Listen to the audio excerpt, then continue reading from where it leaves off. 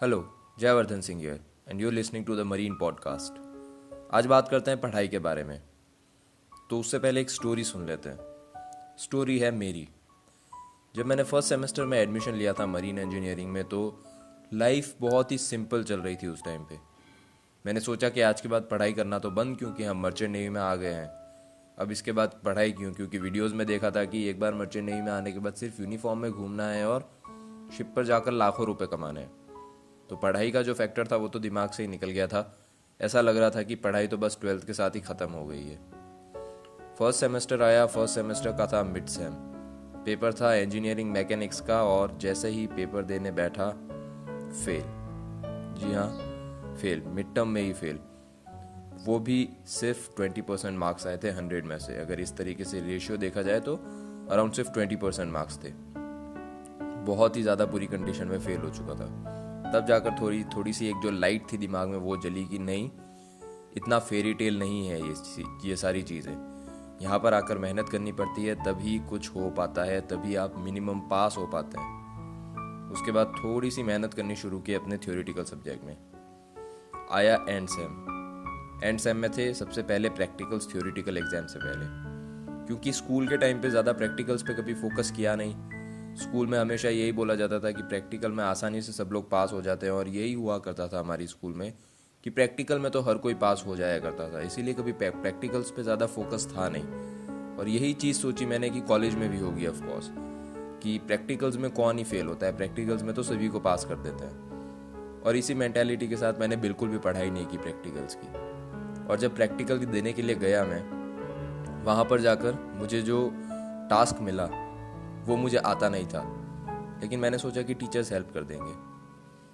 Practical शुरू होने के बाद मैंने टीचर की तरफ देखा, लैब इंस्ट्रक्टर की तरफ, तो उसने अपना मुंह घुमा लिया। अब मुझे थोड़ा डर लगने लगा, क्योंकि मुझे बिल्कुल भी पता नहीं था कि क्या करना है। सारे लड़के अपना अपना प्रैक्टिकल कर रहे थे लैब में मेरे सामने, लेकिन मेरे सामने जो मशीन थी उस पर मुझे प्रैक्टिकल परफॉर्म करना आ ही नहीं रहा था।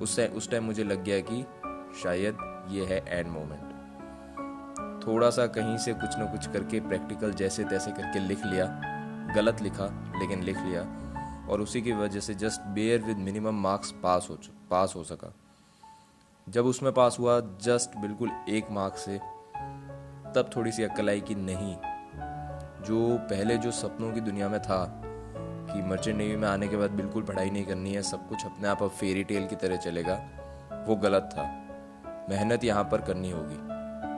मेहनत करनी शुरू की ताकि थोड़ा सा मार्क्स इंप्रूव हो जाए, अच्छे से पास हो सकूं। उसके बाद जब सीनियर से बात चली, तो बात होने के बाद पता चला कि प्लेसमेंट भी एक चीज़ है जो कि यहाँ पर इतनी आसानी से मिलती नहीं है आजकल के टाइम में। मार्केट कंडीशंस आप सभी को पता है कि बहुत ज़्यादा डाउन है, और जो जॉब्स हैं वो मार्केट में कम हैं। तब मुझे ये अक्ल आई कि इतने मार्क्स भी, मतलब सिर्फ पास होने से आप प्लेसमेंट नहीं ले सकते, क्योंकि वही तो अल्टीमेट जो है एम होता है, प्लेसमेंट लेना, ताकि आप शिप पर जा सके इवेंचुअली। आप इस फील्ड में आए क्यों हैं? शिप पर जाने के लिए। तो आपका वही एक मेन जो एम है वो तो कंप्लीट होना ही चाहिए। और उस एम को कंप्लीट करने के लिए अब मुझे फिर से अपने मार्क्स बहुत ज़्यादा बढ़ाने थे। अब ये काफ़ी ज़्यादा चैलेंजिंग टाइम था। मार्क्स बढ़ाना, वो भी मेरे जैसे लड़के के लिए, बहुत ही ज़्यादा मुश्किल समय था, क्योंकि कभी ज़्यादा मार्क्स आए नहीं थे ज़िंदगी में। 10th क्लास में जैसे तैसे करके आ गए थे थोड़े बहुत मार्क्स, लेकिन ना उससे पहले ना उसके बाद कभी भी। तो उसके बाद फोकस करना शुरू किया पढ़ाई पे। तो मैंने क्या किया कि मैंने चीज़ों को रटना शुरू कर दिया। मैंने सोचा कि अगर जो भी किताब में लिखा हुआ है, जो भी नोट्स में लिखा हुआ है, वो अगर मैंने एक बार रट लिया तो मुझे एग्जाम्स में मार्क्स आ जाएंगे। बट रियलिटी उसकी बिल्कुल ऑपोजिट थी। जितना ज़्यादा मैंने रटने पे फोकस किया, उतने ही कम मार्क्स आते चले गए, और फिर से मेरे जो मार्क्स थे वो नीचे की तरफ जाने शुरू हो गए कुछ सब्जेक्ट्स में। तब मुझे पता लगा कि नहीं, इस तरीके से भी काम नहीं चलेगा, चीज़ों को थोड़ा समझना पड़ेगा। उसके बाद मैंने चीज़ों को समझना शुरू किया, और जो कुछ सब्जेक्ट्स थे जैसे कि स्ट्रेंथ ऑफ मटेरियल्स वगैरह, उनमें कुछ फार्मूलाज थे वो बिल्कुल मैंने रट के ही पास किए हैं। लेकिन जो चीज़ें समझने लायक थी, जैसे कि मरीन इंजीनियरिंग के सब्जेक्ट्स, इलेक्ट्रिकल के सब्जेक्ट्स, उन सारी चीज़ों को समझना शुरू किया, क्योंकि आप किसी भी इंटरव्यू को, किसी भी कंपनी के एग्ज़ाम को सिर्फ रटी हुई चीज़ों को ध्यान में रखकर क्लियर नहीं कर सकते। अगर आपके कॉन्सेप्ट्स क्लियर नहीं हैं, अगर आप उस चीज़ में पूरी तरीके से इन्वॉल्व नहीं है, तो आपके लिए बहुत ज़्यादा मुश्किल हो जाएगा किसी भी कंपनी में प्लेस्ड होना, तो वो चीज़ मुझे समझ में आ चुकी थी उस टाइम तक। और उसके बाद मैंने जो भी इम्पॉर्टेंट सब्जेक्ट्स थे मेरे फील्ड के रिलेटेड, उन पर मैंने अच्छे से फोकस करना शुरू किया और उनको मैंने रटना छोड़ दिया और उनको मैंने समझना शुरू कर दिया। और इसने एक बहुत ही बड़ा डिफरेंस क्रिएट कर दिया, क्योंकि अब मैं जो एग्ज़ाम्स में आंसर लिख रहा था वो अपनी मर्ज़ी से लिख रहा था, बस कॉन्सेप्ट को समझ के, और उसकी वजह से जो मार्क्स थे वो स्काई रॉकेट हो गए, काफ़ी ज़्यादा ऊपर चले गए। और उसने मुझे किस चीज़ में हेल्प किया? प्लेसमेंट के लिए बैठने में। जी हाँ, मार्क्स का सिर्फ एक काम होता है कि वो आपको इतना हेल्प कर देते हैं कि आप प्लेसमेंट के लिए बैठ जाएं, आपको वो अपॉर्चुनिटी प्रोवाइड करता है। ऑफ कोर्स उस अपॉर्चुनिटी को ग्रैब करना वो पूरी तरीके से आपके हाथ में है, लेकिन वो अपॉर्चुनिटी जो आप तक लेकर आता है वो है आपके मार्क्स। तो अपने मार्क्स पर ज़रूर फोकस कीजिए। बहुत सारे लोग कहते हैं कि marks doesn't matter. Yes, it doesn't matter once you go on board ship, it doesn't matter at all. लेकिन अभी आपका जो कॉलेज टाइम है, क्या उसमें वो मैटर करता है या नहीं करता है? आपको वो अपॉर्चुनिटी प्रोवाइड कराने में ज़रूर करता है। अपने आसपास की रियलिटी को देख लीजिए। कोई भी कंपनी कॉलेज में आती है तो कितने लोग बैठते हैं? मार्क्स के अकॉर्डिंग ही उनका क्राइटेरिया होता है। तो मार्क्स मैटर करते हैं उस अपॉर्चुनिटी को प्रोवाइड करने के लिए। तो आप भले किसी भी ईयर में, first year, second year, third year, fourth year, मेरा यही एक रिकमेंडेशन है आपके लिए, क्योंकि आप मार्क्स पर फोकस करें। डेफिनेटली आप मार्क्स पर फोकस करें, क्योंकि वही आपको एक अपॉर्चुनिटी ला कर देगा। अगर आप अभी अपने लास्ट ईयर में भी है तो भी अभी बहुत लेट नहीं हुआ है। आप अपनी पढ़ाई पे फोकस करें उन कंपनीज के लिए जो कि कॉलेज के बाहर से एग्ज़ाम लेती है। आपके हाथ में चीज़ सिर्फ एक चीज़ है, वो है आपकी प्रिपरेशन। दूसरी चीज़ें आपके हाथ में नहीं है। बहुत सारे लोग कहते हैं कि कोविड-19 हो गया, अब तो जॉब्स और ज़्यादा लेस हो जाएगी, कोई कंपनी सेलेक्ट नहीं करेगी, बहुत सारी नेगेटिविटी फैल रही है।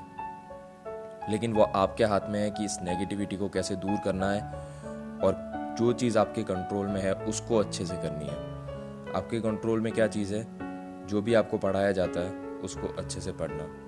और अगर आप डिलीजेंटली वही फॉलो करते गए एक लंबे समय तक, तो ये मेरी गारंटी है कि कुछ सालों बाद आप एक ऐसी पोजीशन पे रीच कर जाएंगे जहाँ पर जाकर आप वापस पीछे देखेंगे तो आपको लगेगा कि ये जो मैंने डिसीजन लिया था, मुंह बंद करके चुपचाप पढ़ाई करने का, अपने नॉलेज पर फोकस करने का, वो एक सही डिसीजन था। और उसी डिसीजन की वजह से आज आप जहाँ पर भी है पहुँच पाए हैं। तो पढ़ाई को इतना लाइटली मत लीजिए, दूसरी चीज़ें भी कीजिए, लेकिन ये जो चीज़ है पढ़ाई, ये आपको वो अपॉर्चुनिटी ज़रूर प्रोवाइड करेगा। ऑफ कोर्स शिप पे जाने के बाद आपके मार्क्स मैटर नहीं करेंगे, बिल्कुल मैटर नहीं करेंगे, लेकिन शिप तक जाना भी तो है। और वहाँ तक जाने के लिए क्या इंपॉर्टेंट है? आपकी पढ़ाई। तो इस पर अभी के अभी आप फोकस करना शुरू कर दीजिए। अगर आप फर्स्ट ईयर में हैं तो ये फोकस रखिए कि थर्ड ईयर, फोर्थ ईयर में मुझे किस तरीके के मार्क्स चाहिए ताकि मैं मेरी पर्टिकुलर कंपनी में प्लेस हो सकूं। आपकी जो भी ड्रीम कंपनी है जो कि आपके कॉलेज में आती है, आप उस ड्रीम कंपनी में प्लेस हो सकें। अगर आप ऑलरेडी थर्ड फोर्थ ईयर में हैं तो आप जो भी कंपनी कॉलेज के बाहर से प्लेसमेंट लेती है, आप उस कंपनी के हिसाब से प्रिपरेशन करना शुरू कर दीजिए। वो कंपनी का सिलेबस देखिए, वो कंपनी का एग्ज़ाम पैटर्न देखिए, किस तरीके से सवाल पूछे जाते हैं, कौन से सवाल पूछे जाते हैं। एक बार अच्छे से आप रिसर्च कीजिए उस पर्टिकुलर कंपनी के बारे में और लग जाइए मेहनत में। गारंटीड आप सक्सीड होंगे, क्योंकि पढ़ाई का कोई ऑल्टरनेटिव नहीं है। पढ़ाई का सिर्फ एक ही ऑल्टरनेटिव है और वो की है पढ़ाई। तो आप अभी के अभी लग जाइए, बिना कोई टाइम वेस्ट कीजिए, और मैं आशा करता हूँ कि आप भी वो अपॉर्चुनिटी को जल्दी ही ग्रैब कर पाएंगे।